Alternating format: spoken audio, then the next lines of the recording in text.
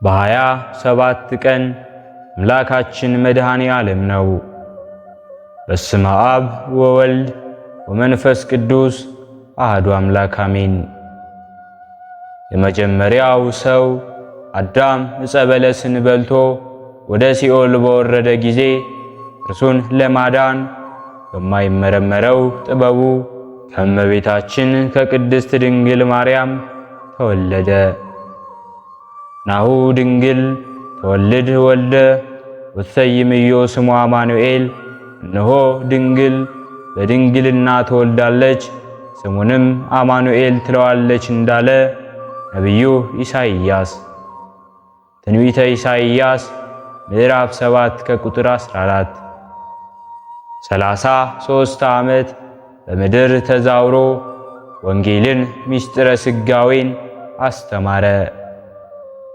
ያን ጊዜ አይሁድ ይህ ሰው የእግዚአብሔር ልጅ ነኝ፣ ከድንግል ያለ ወንድ ዘር ተወለድኩ ይላል፣ በሰንበት ቀን አጋንንትን ያወጣል፣ ዕውራንን ያበራል፣ በሽተኛን ይፈውሳል፣ ሕጋችንም ያፈርሳል ብለው ሊገሉት ተነሱ። ሰኞም መከሩ፣ ነገር ግን ምክራቸው አልጸናም ነበር። ማክሰኞም መከሩ፣ አሁንም ቢሆን አልጸናላቸውም ነበር። ረቡዕ ግን ምክራቸው ጸና። በምን ጸና ቢሉ ገርፈን አሰቃይተን ሰቅለን እንግደለው ከሚለው ሐሳብ ጋር መልካቸው አንድ ነበርና። ከዚያም ተስማሙ። ጌታችን ኢየሱስ ክርስቶስ ከዮሐንስ ወልደ ነጎድጓድ ለይተው አያውቁትም ነበር። ስለዚህ ለይቶ የሚሰጣቸውን ሰው ፈለጉ። ከዚህ በኋላ ከ12ቱ ሐዋርያት አንዱ የነበረው ይሁዳ አስቆሮታዊው የተባለውን እርሱን አገኙ። ትንቢት የተነገረለት ሱባኤ የተቆጠረለት ነበረ። ነገሩም እንዲህ ነው። ዕንባቆም አስቆሮታዊ እርሱን አገኘው። ስምዖንም ተቀምጦ አሳለፈው። ከስብከት ውሎ እዚያ ሲመለስም ዳግመኛ ተቀምጦ እርሱን አገኘው። እንዳይተኛ ፈርቶ እንዳይነሳም ኮርቶ ተሸፋፍኖ ተቀምጦ አሳለፈው። ነቢዩ ዕንባቆምም ከዚህ ሰው የሚወለደው አባቱን ይገላል፣ ይሰልባል፣ እናቱንም ይደፍራል፣ እንዲሁም ያገባል፣ ጌታውን ለሞት አሳልፎ ይሸጣል ብሎ ትንቢት ተናገረበት። ስምዖንም ደንግጦ ወደ ቤቱ ሂዶ ለሚስቱ ነገሩን ነገራት። ምን አደረግክ አለችው። ተቀምጬ አሳልፌው ነው አላት። አንተስ መች በጎ አደረግክ አለችው። ልጁ ከእኛ እንዳይወለድ ግንኙነት እንተው ብለው እነርሱም ተስማሙ። ግንኙነትን ትተው ተቀምጠው ሳለ ከዕለታት አንድ ቀን ስምዖን ወይን ጠጥቶ ሰክሮ ነገሩን ዘንግቶ ተገናኛት። እርሷም ጸንሳ ይሁዳን ወለዱት። ከተወለደ ከጥቂት ቀን በኋላም ለቁም ነገር ሳይደርስ በሳጥን ቆልፈው ከባህር ውስጥ ጣሉት። ውሃውም በሌላ ሀገር አውጥቶ በዚያ ጣለው። የንጉሡ አሽከርም አገኘችውና ለንጉሡ ሰጠችው። እርሱም አሳድጎ ጦር መሪ ያደረገውና እዚያ ዘመተ። እናቱና አባቱ ወዳሉበት አገር ደረሰ። አባቱንም በጦር ሜዳ አገኘውና ማርኮ ገደለው። ወደ መንደርም ሲገባ እናቱንም አገኛት። በግብረ ሥጋ ተገናኝቷትም ዛብሁ እልገቱ ወዘሙ ብእሲቱ አባቱን ይገላል እናቱን ያገባል ያለው የነቢዩ ቃል ተፈጸመ። ወደ ቀድሞው ታሪካችንን እንመለስና ከዚህ በኋላ ዘራቸውን ተጠያየቁ። ይሁዳም ከባህር ወድቆ እንደተገኘና በንጉሥ ቤት እንዳደገ ታሪኩን ከመጀመሪያ እስከ መጨረሻ ነገራት። እናቱ አንተ ጉደኛ ነህ አለችው። ልጇ እንደሆነ ማወቀችው። እርሱም እናቱ እንደሆነች አወቀና መራራ ልቅሶንም አለቀሱ። ከዚህ በኋላ የነፍሳቸውን መዳኛ ፈለጉና ኢየሱስ የሚባል የሚያድን አለና እንሂድ ተባባሉ። ወደ ኢየሱስ ክርስቶስም በዚያ ሄዱና ኃጢአታቸውን ተናገሩ። ጌታችን መድኃኒታችን ኢየሱስ ክርስቶስም ተቀበላቸውና ይሁዳን ከ12 ሐዋርያት አንድ ሆኖ ተቆጥሯል። እናቱም ከቅዱሳን አንስት ጋር አንድ ሆና ተቆጥራለች። ከዚህ በኋላ ለጌታችን የእጅ መንሻ ወርቅ እንዲሁም ከነገሥታት ሲመጣለት ለሐዋርያት ያካፍላቸው ነበር። ከዕለታት አንድ ቀንም ማርያም መግደላዊት የ300 ብር የሚሆን ሽቱ ይዛ መጥታ ጌታችን ኢየሱስ ክርስቶስን እግሩን ቀባችው። ማርያም ግን ዋጋዋ የከበረና የበዛ 1 ነጥር የጥሩ ናርዶስ ሽቱ ወሰደችለትና የጌታ ኢየሱስን እግር ቀባችው፣ በፀጉሯም ማሸችው። የዚያ ሽቱ መዓዛም ቤቱን መላው እንዳለ የማቴዎስ ወንጌል ምዕራፍ 26 ከቁጥር 6። ያን ጊዜም ይሁዳ ተሽጦ ብሩን ብንካፈል 30 ብር ይደርሰኝ ነበር ብሎ ተቆጣት። ይህን ገንዘብ ለማግኘት አሰበና ለአይሁድ እኔ ላስይዝላችሁ 30 ብር ስጡኝና አላቸው። አይሁድም ሊሰጡት ተስማሙ። ረቡዕ ምክራቸውን ፈጽመው ተለያዩና ጌታ ኢየሱስም ሐሙስ በአልዓዛር ቤት ለምሳ ሐዋርያትን ሰበሰባቸው። ለምሳ ከቀረበው ዳቦም አንስቶ ይህ ነገ በመስቀል ላይ የሚቆረሰው ሥጋዬ ነው፣ እንኩ ብሉት ብሎ ከ13 ቆርሶ አንዱን ለራሱ ቀምሶ 12ቱን ለ12ቱ ሐዋርያት ሰጥቷቸዋል። ከ13 ለምን ቆረሰው ቢሉ ያን በዕለተ ዓርብ 13ቱን ሕማማተ መስቀል ይቀበላለሁ ብሎ ሲያጠይቅ ነው። ከዚህ በኋላ ወይኑንም አንስቶ ከቀመሰ በኋላ ይህ በዕለተ ዓርብ በመስቀል ላይ የሚፈሰው ደሜ ይህ ነው ብሎ ሰጥቷቸዋል። ለምን ቀምሶ ሰጣቸው ቢሉ እንዳይጠራጠሩ ነው። ማቴዎስ ምዕራፍ 26 ከቁጥር 26። ከአልዓዛር ቤት ለእራት ገብተው ዶርሆ ታርዶላቸውና ተዘጋጅቶ ቀረበላቸው። ያን ጊዜም ከሐዋርያት አንዱ ቅዱስ ዮሐንስ ጌታ ሆይ ለሞት አሳልፎ የሚሰጥህ እርሱ ማን ነው አለ። ጌታ ኢየሱስም ያን ጊዜ ከወጡ ውስጥ እጁን የሚሰድ እርሱም ያስይዝሃል ብሎ መብራቱን በታምር አጠፋው። ያን ጊዜ ይሁዳ ከወጡ እጁን ከተተ፣ መብራቱን መልሶ በታምር አበራው። እጁንም ከውስጡ ጨምሮት ተገኘ። ያን ጊዜም ሐዋርያት እርሱን እንደሚያስይዘው አወቁ። ያን ጊዜ ይሁዳ አፈረ፣ ተለይቶም ወጥቶ ሄደ። የማቴዎስ ወንጌል ምዕራፍ 26 ከቁጥር 14። ጴጥሮስንም በዚህ ሌሊት 3 ጊዜ ትክደኛለህ አለው። የሉቃስ ወንጌል ምዕራፍ 22 ከቁጥር 54።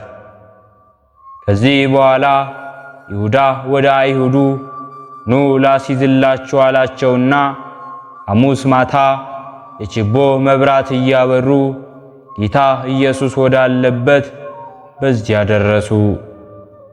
ጌታችን መድኃኒታችን ኢየሱስ ክርስቶስም ማንን ትፈልጋላችሁ አላቸው።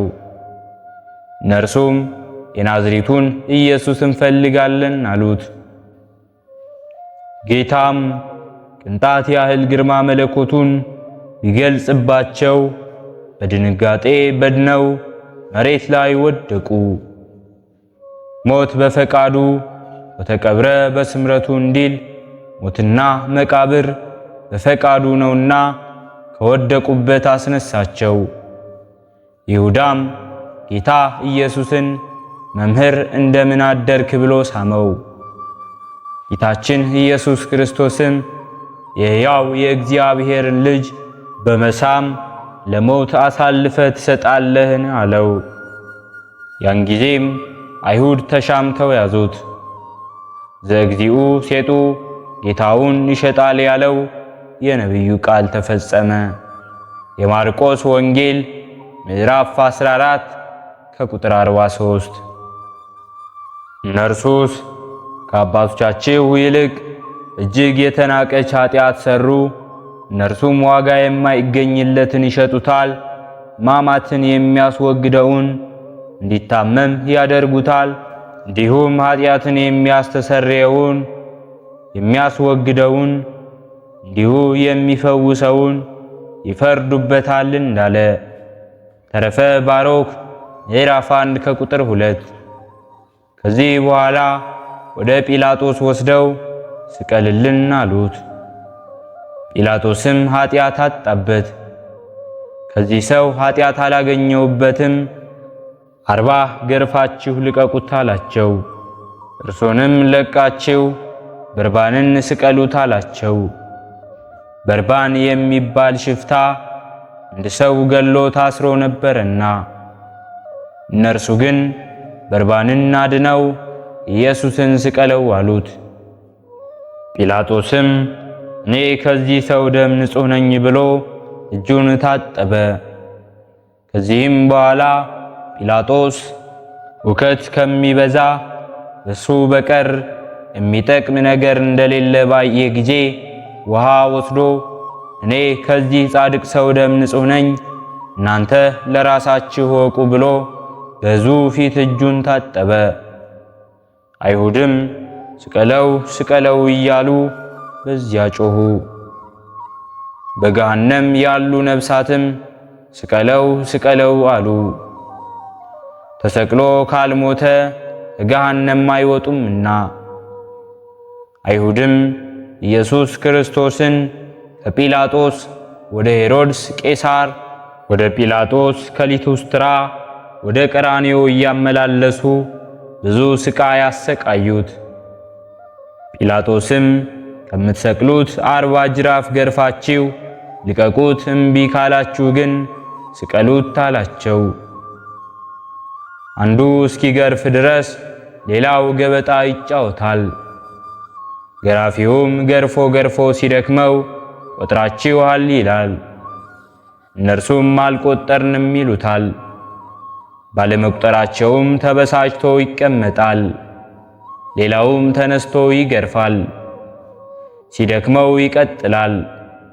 እንዲህ እያደረጉ 6666 ጊዜ ግርፋትን ገረፉት። ወደ ቀራንዮ ሊሰቅሉት ሲወጡም ስምዖን የተባለ ቀሬናዊ በዚያ አገኙ። መስቀሉን አሸክመው እርሱን ነዱት። ጌታ ኢየሱስን በከባድ ስቃይ ከሊቶስትራ እስከ ቀራንዮ በኋላ ያለው ቶሎ ቶሎ ሂድ ብለው ሲገፋው ወደፊት ይወድቃል። የፊተኛውም ቀስ ብለህ ሂድ ብሎ ሲገፋው ወደ ኋላ ይወድቃል። እንዲህ እያለ እየተሰቃየ ቀራንዮ ደረሱ። ከግርፋቱ ብዛት የተነሳ ሥጋው አልቆ አጥንቱ እስኪቆጠር ድረስ ገርፈውታልና ለአዳምና ለዘሮቹ ለእኛም ብሎ በእርሱ ቁስል እኛ ተፈወስን እንዳለ ነቢዩ ኢሳይያስ ምዕራፍ 53 ከቁጥር 5። ከዚህ በኋላ ሳዶር፣ አላዶር፣ ዳናት፣ አዴራ፣ ሮዳስ የሚባሉ ችንካሮች አምጥተው እንጨቱን አመሳቅለው ሰሩና በተወለደ ጊዜ 70 ሰገል የገበሩለት ሲያድግ የምታድግ ወጥ ቀሚስ የነበረችውን ገፈፉት። ዕጣ ተጣጥለው የደረሰው ይውሰድ ብለው ቀይ ግምጃ አልብሰው እግሩን ጠምረው እጁን ዘርግተው ደረቱን ራሱን ቸንክረው ሰቀሉት። ወእምዝ ሰቀሉ ምስሌሁ ክልኤተ ፈያተ አሐደ በየማኑ ወአሐደ በጸጋሙ። ሁለቱን ሽፍቶች በቀኝና በግራ ጌታን ከመሃል አድርገው ከቀኑ 6 ሰዓት ሰቀሉት። የአንዱም ስሙ ጥጦስ ይባል ነበር፣ የሁለተኛውም ስም ዳክርስ ነበር።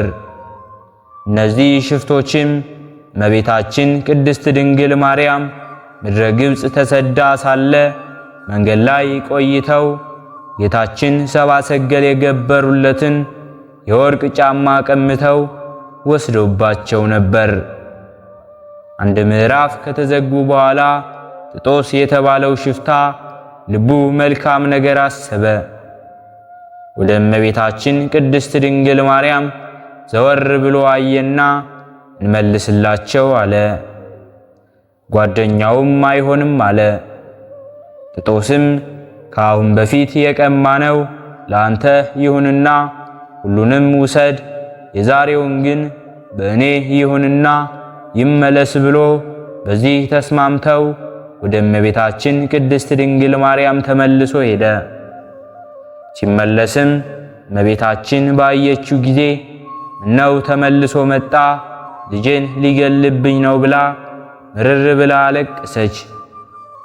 ያን ጊዜ ጥጦስ አይዞሽ፣ አታልቅሺ፣ የከፋ ነገር አያገኝሽም እንደዚህ አላትና የቀማትን መልሶ ጌታችን እሽኮኮ ብሎ ይሸኝ ሰይፉን እየተመረኮዘ ሲጓዝ ሰይፉ ተሰበረበትና ጥጦስም ምነው ወርቅ ላበደረ ጠጠር እንዲሉ በጎ ሥራ በሠራሁ ብሎ አዘነ። ጌታችንም ጥጦስ ሆይ አትዘን፣ የተሰበረውን ሰይፍህን ወደ ሰገባው መልሰው አለው። ስባሪውን መልሶ ቢያስገባው እንደነበረ ሆነለት። ጌታችን ኢየሱስ ክርስቶስም እንዲህ አለው፣ ጥጦስ ሆይ ዛሬ እኔን እንደተሸከምከኝ በቀራንዮ ከእኔ ጋር ተሰቅለህ አዳምን ቀድመህ ገነት ትገባለህ ብሎ ቃል ገባለትና አሰናበተው። ጥጦስም ጌታችን የተሸከመበትን የልብሱን ወዝ ቢያጥበው እጅግ ብዙ ወርቅ አግኝቶበታል። ጌታውን ተሸክሞ ሸኝቶ ወርቅንም ቆጥሮ ተመልሷል። ወደ ቀድሞው ነገራችን እንመለስና ጌታችን ኢየሱስ ክርስቶስ በቀራንዮ አደባባይ በተሰቀለ ጊዜ 2 ሽፍቶች አብረው ተሰቀሉ፣ ጥጦስና ዳክርስ። እርሱም ለስቅላት የበቃው ኃጢአት አስቦ ነበር። እኔ ብሰቀል በኃጢአቴ በሠራሁት ወንጀል ነው። ጌታዬ አምላኬ፣ የሰማይና የምድር ፈጣሪ፣ የፍጥረታት ሁሉ ጌታ፣ አንተ ግን ያለ ኃጢአት ያለ በደል ከእኛ ከወንበዴዎቹ ጋር እኩል ቆጠርሁና እኛ ጋር ሰቀሉ። እኔን ኃጢአተኛውንና በደለኛውን ግን ማረኝ ይቅር በለኝ እያለ በሰማያዊት መንግሥት አስበኝ አለ። ተማጸነም። በግራ የተሰቀለው ዳክርስም ይህን ሁሉ ሲማጸን በሰማ ጊዜ እንዲህ አለ፣ አየሞኙ ራሱን ማዳን ተስኖት እንደኛ ተሰቅሎ ሲጨነቅ እያየ አንተን ሊያድንህ ትለምነዋለህን? አለው። ያን ጊዜ ጌታ ኢየሱስ በቀኙ ወደ ተሰቀለው ሽፍታ ወደ ጥጦስ የማናይ ዘወር ብሎ እንዲህ አለ፣ ወዳጄ ጥጦስ ሆይ በጽኑ እምነት ተማጽኛለሁና በሰው ልጅ ኃጢአት ተዘግታ ሱራፌልም በሰይፍ የሚጠብቋትን የገነት ከአዳም ቀድመህ አንተ ትገባለህ ብሎ ደመ ማኅተሙን አትሞ ሰጠው። ሱራፌልም ደመ ማኅተሙን ይዞ የሱራፌል ግርማ ሳያግደው ከተሰቀለበት ከአዳም ይልቅ ቀድሞ ገነት ገባ። የማቴዎስ ወንጌል ምዕራፍ 27 ከቁጥር 38። ከዚህ በኋላ ጌታችን ኢየሱስ ክርስቶስ ወንጌላዊ ዮሐንስን ጠርቶ እናቴን አምጣልኝ አለውና እነሆ እናቴን አደራ ጠብቃት፣ ለአንተ እናት ትሁን፣ እናቴ ሆይ ለአንቺም ልጅ ይሁንሽ ብሎ ጥብቅ አደራ አስጠበቃቸውና ዮሐንስ ወንጌላዊ ድንግል ማርያምን ይዞ ወደ ቤቱ ተመለሰ። የዮሐንስ ወንጌል ምዕራፍ 19 ከቁጥር 26። በኋላም ውሃ ጠማኝ ቢላቸው መራራ ሐሞት ከጮረ ኮምጣጣ እርሾ ጋር ቀላቅለው አጠጥተውታል። ንጉሥ ነህና አክሊል ይገባሃል ብለው በውስጡ ሹልሹል ሚስማር የተተከለበት የእሾህ አክሊል አቀዳጁት። ሚስማሮቹም ጭንቅላቱን በስተው ናላውን በጠበጡት። ጌታችን ኢየሱስ ክርስቶስን እንደዚህ አድርገው አሰቃይተው ገለውታል። አምላካችን ሆይ እንደ ቸርነትህ ነው እንጂ እንደ በደላችን አይሁን። ሕሊናችን በማሰባሰብ አባታችን ሆይ እንበል። አባታችን ሆይ በሰማያት የምትኖር፣ ስምህ ይቀደስ፣ መንግሥትህ ትምጣ፣ ፈቃድህ በሰማይ እንደሆነች እንዲሁም በምድር ላይ ትሁን። የዕለት እንጀራችንን ስጠን ዛሬ፣ በደላችንንም ይቅር በለን እኛም የበደልነውን ይቅር እንደምንል፣ አቤቱ ወደ ፈተናም አታግባን ከክፉ ሁሉ አድነን እንጂ መንግሥት ያንተ ናትና ኃይል፣ ክብር፣ ምስጋና ለዘላለሙ አሜን። እመቤታችን ቅድስት ድንግል ማርያም ሆይ በመልአኩ በቅዱስ ገብርኤል ሰላምታ ሰላም እንልሻለን። በሐሳብሽ ድንግል ነሽ፣ በሥጋሽም ድንግል ነሽ። አሸናፊ እግዚአብሔር እናት ሆይ ሰላምታ ላንቺ ይገባሻል። ከሴቶች ሁሉ ተለይተሽ አንቺ የተባረክሽ ነሽ፣ የማኅፀንሽን ፍሬ የተባረከ ነው። ጸጋን የተመላሽ ቅድስት ሆይ ደስ ይበልሽ፣ ልዑል እግዚአብሔር ካንቺ ጋር ነውና ከተወደደው ልጅሽ ከጌታችን ከመድኃኒታችን ከኢየሱስ ክርስቶስ ዘንድ ይቅርታውንና ምሕረቱን ለምኝልን ኃጢአታችንንም ያሰርይልን ዘንድ ለዘላለሙ አሜን። ስለነበረን ጊዜ ሁሉ የአምላካችን የልዑል እግዚአብሔር ስሙ ዛሬም ዘወትርም የተመሰገነ ይሁን። አነሳስቶ ላስጀመረን አስጀምሮ ላስፈጸመን ለልዑል እግዚአብሔር ምስጋና ይሁን።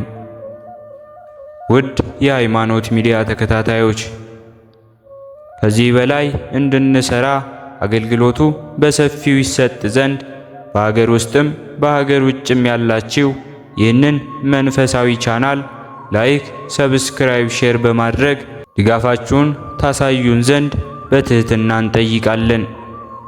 ያላችሁን ሐሳብ አስተያየት በኮሜንታችን ስር ላይ አስቀምጡልን። ወስብሐት ለእግዚአብሔር ወለወላዲቱ ድንግል ወለመስቀሉ ክቡር። ይቆየን።